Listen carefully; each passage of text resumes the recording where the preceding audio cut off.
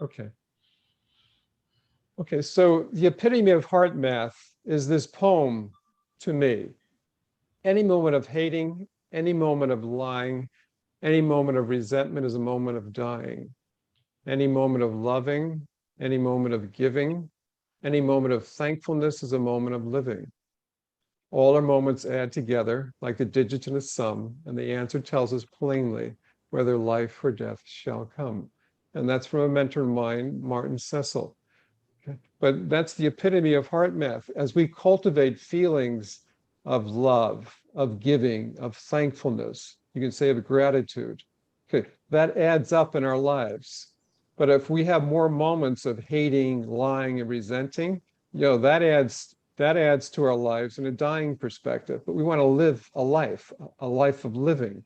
And a life of living includes moments, cumulative moments of loving, giving, thankfulness, kindness, gratitude. And that tells us whether life or death shall come, whether we have a life experience or a dying experience. Okay. Now, looking at this, we remember or acknowledge, and I think all of us here acknowledge that each of us is a light to bring into the world. And that light that we know, that we can know, has to be through a coherent heart. Remember the waves that I showed you before? As our heart is in its proper HRV rhythms, it sets the stage for what's called coherence, physically, mentally, and emotionally, but especially for our emotional field.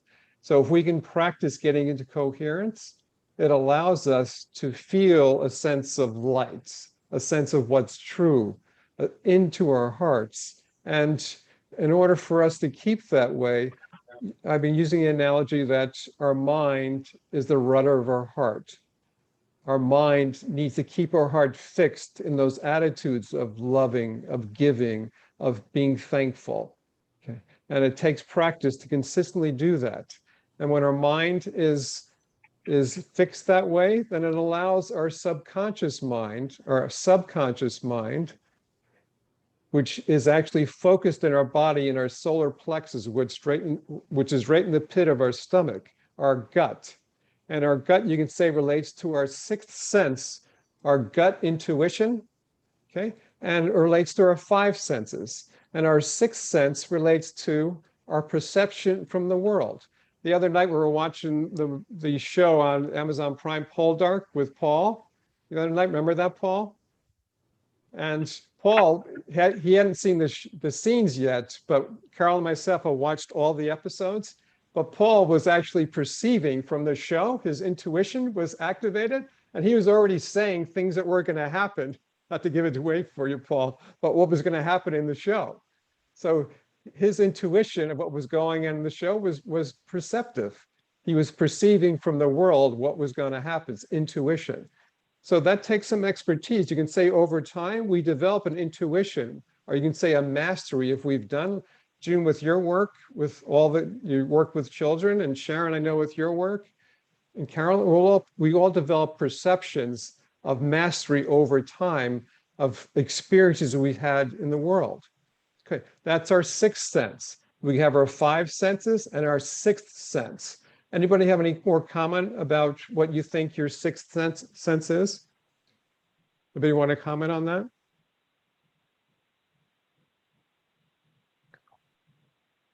If not, I'll move on. Okay, but the ideal thing here is our seventh sense. Now, I don't know if anybody has heard about our seventh sense, and in some circles, the seventh sense in some, you can say, New Age circles has been kind of off kilter. But we're thinking of this in terms of sensibility, of understanding perception from above. That means we actually have a seventh sense of, you can say, the reality of ourselves, the reality of the light, of the truth that we are, received into our hearts. And I call it the pitcher at the fountain, where it filters into our mind, the seventh sense, where we have a perception of what actually is reality-wise, that's above the perception from our world. Is that making sense to you all? Any question about that? Yeah. Okay, Yeah. great, June. Okay, now we want to look at this in this respect too. When we have a greater understanding of a perception from above, we act out of poise. The thing is, sometimes our sixth sense, our intuition may be off kilter too. Our perceptions from the world may be tinged, you'd say, with judgment. And in that case, we may act out of haste. Now, a little situation with us, our dishwasher's been out for the past 3 months, and we've been calling weekly, if not daily basis to see about getting it fixed. And we've had, what, Carol, 6 visits now by repairmen, right? Okay, but at times we've acted out of haste and it's thrown us for a loop. We can actually feel it in the pit of our stomachs, which hasn't been too healthy. So it's like, even though the things in the world, we still need to see what it takes to act out of poise. And if it regards a dishwasher or anything in our world, learning how to act out of poise rather than acting out of haste. And you know what happens when you act out of haste? I'm sure we've all had the experience, right? Paul, you're smiling. You want to comment on that? I just was thinking that I could see that there are 2 manual dishwashers in the house. So you really haven't been without a dishwasher. All a matter of perception, okay? That's right. If you think washer and you can't live life without it, then you need to go back to the old school days, okay? Right. Actually, we were at a party last night, and one of the members of the party, our friend Christy, she actually, her dishwasher's been broken for years and she doesn't even care. She washes by hand. But it's something when you get used to something and you get stuck in that pattern there, right? Yeah. It's like air conditioning. I was thinking yesterday, I was driving and I thought, I don't think I could drive a car without air conditioning today. It would be very difficult. Okay. But remember the days when we didn't have air conditioning? No, I didn't grow up with air conditioning. Florida. Right. So Steve, would you say that the 7th sense is, I don't want to say the higher level, but if that is higher developed, it supports the other 6th sense and the 5th sense and all the other senses? Absolutely, June. What happens is our 6th sense, because it's perception from the world, we can get caught by the things that happen in the world. But if our 6th sense can become receptive to our 7th sense, then it allows for a balance, for actually the right intuition to be sensed. So we can act out of poise, but we can act with a sense of balance, regardless of what happens. That's a good question. You want to have these in tandem, and you can say your 5 senses, or 6 senses, or 7th sense, but it all needs to be one or in alignment. So Steve, in my thinking, I see the heart as being that 7th sense. In other words, if your heart is stable and is at peace, then you can direct everything else from that. Okay. Absolutely, Paul. Yeah. When your heart's in coherence, it sets the stage for the 7th sense to be open. When our heart's not in coherence, when it's filled, you can say, with resentment or hate or haste, it cuts us off. And you can say in the Bible, it's called the veil. It cuts us off from the awareness of something that is true and wise and understanding. I added the word understanding here because it's an understanding perception, so that whatever happens in the world, we understand, and we're large, you can say, with how people may act in our worlds. We understand something greater. And because of that, we can see things in balance and then act accordingly out of patience, out of poise, out of sense of trust, out of a sense of realization, out of a sense of assurance. Okay, making sense, Paul? Yeah. June? And would you say also, like, the 6th sense oftentimes is where, a person can be really gifted in the 6th sense, but if they are not able to understand where it starts and ends with another person, you can start to see some sense of projection. So does that make sense? Yes, absolutely. Right, June. You're hitting the nail on the head.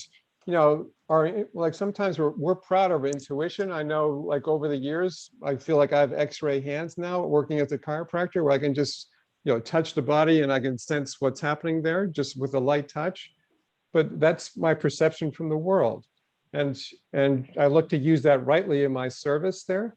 But you know, you think about our sixth sense should allow for, you can say, our five senses, rather than being so receptive, like receptive senses, they should actually allow for our sixth sense to allow for something radiant to come out through our five senses. So you can say, like, say we're seeing radiantly, like we're seeing radiantly another person. You know, we're hearing, we're tasting, we're touching radiantly, we're extending an influence out. That's a radiant influence of actually the light that we are getting out into the world.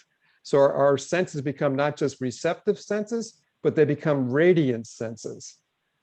Making sense? Yeah. Yeah, And that is more magnified by the seventh sense, wouldn't you say? Absolutely. See, the missing link has been the seventh sense. You know, we've been proud of our intuition. We've been proud of what we can actually intuit. But if it's not having a capstone of the seventh sense we're understanding, again, we can get sidetracked. Sometimes our intuition can lead us into judgment factors, slanting factors, but it needs actually a control factor, and the control factor is our seventh sense. Okay. It's interesting thinking about kids too, like June with your work with kids and Sharon's work.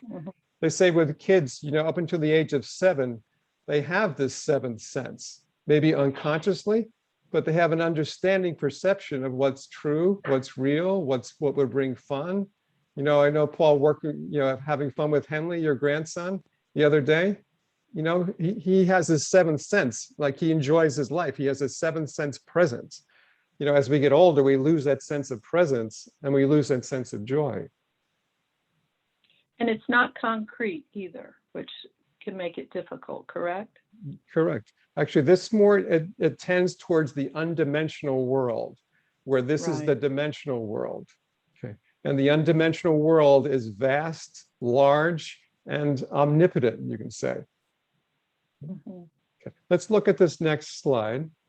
Okay, this was a picture talking about the mountains, June. This was a picture of my last vacation in North Carolina, the mountains of North Carolina, which I loved. That's so beautiful. Yes. And there's a concept now called soft fascination opens the seventh sense. Have you heard of this concept, soft fascination? It's a concept that experiences of appreciation that broaden and soften your attention, that gently engage the brain's attention without unhelpfully concentrating it. So like Carol, with your work with accounting, like you're constantly concentrating on numbers. However, there needs to be a time, Teresa, I know the work that you do, but there needs to be a time, no matter what you do, is to gently engage in activities that gently engage the brain's attention, like looking at the mountains or looking at nature or listening to a piece of music. Okay.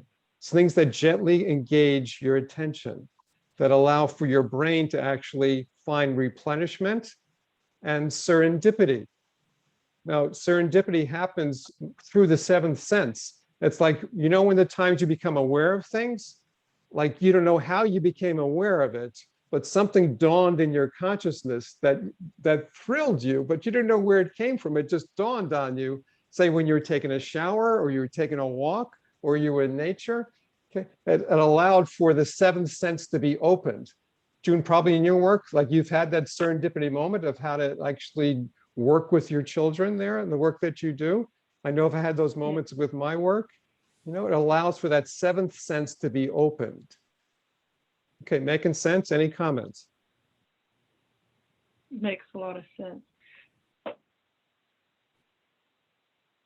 You can, it seems too, as part of, you know, enhancing these systems that we're all born with and gifted with, of course, that, you know, almost like a river, you know, past wounds or patterns that we have in our life, as we let go of those, that river flows that allows those senses to be more enhanced. If that makes sense, is that Absolutely. correct? Yes. Yes.